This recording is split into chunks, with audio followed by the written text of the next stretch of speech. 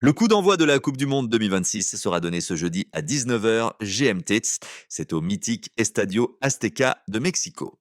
L'affiche est chargée d'histoire. Mexique contre Afrique du Sud dans le groupe A. Cette compétition devait célébrer l'universalité du football, mais elle commence par rappeler la réalité des frontières. Depuis plusieurs jours, membres de staffs techniques, arbitres et journalistes accrédités se heurtent à un obstacle, rien à voir avec le terrain. Il s'agit de l'obtention d'un visa américain. Le constat est troublant. Des sélections qualifiées ont voyagé incomplètes. Le Suisse Brel Ambolo a longtemps été bloqué en Europe. Le Marocain Zakaria El Ouadi a rejoint sa sélection avec retard. L'Afrique du Sud a dû repousser son départ.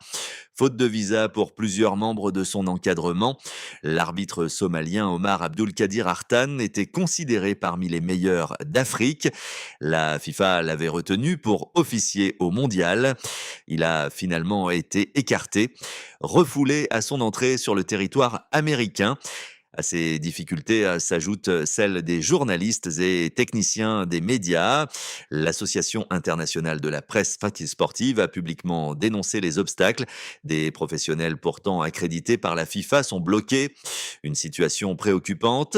L'association a interpellé les responsables de l'instance mondiale du football. Ces incidents pourraient sembler de simples dysfonctionnements administratifs, mais ils révèlent un problème plus profond. Ils mettent en lumière le décalage entre le discours de la FIFA et certaines réalités.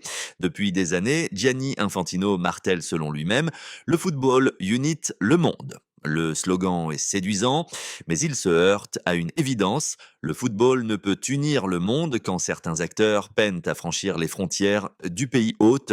Le paradoxe est frappant. Cette édition 2026 se veut celle de tous les records. Pour la première fois, 48 nations en participent à la phase finale.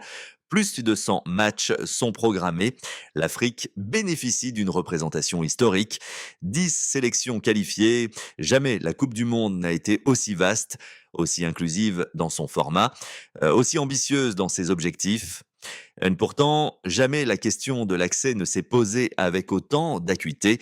La responsabilité ne saurait être imputée aux seules autorités américaines. Chaque État reste souverain sur sa politique migratoire. La vraie question concerne la FIFA. En attribuant son événement phare à un pays aux règles d'entrée très strictes, l'instance devait anticiper ces difficultés. Elle devait obtenir des garanties solides pour tous les participants officiellement reconnus. Au-delà des cas individuels, c'est l'idée même de Coupe du Monde qui est interrogée. Une compétition mondiale ne peut reposer sur une logique inégale. Tous les qualifiés doivent disposer des mêmes facilités d'accès. Le football revendique son statut de langage universel. Encore faut-il que ceux qui le font vivre puissent atteindre le lieu de la célébration. Le premier enseignement de ce mondial est donc connu avant le premier coup de sifflet. Dans le football contemporain, les frontières n'ont pas disparu. Elles rappellent que l'universalité est parfois plus un slogan qu'une réalité.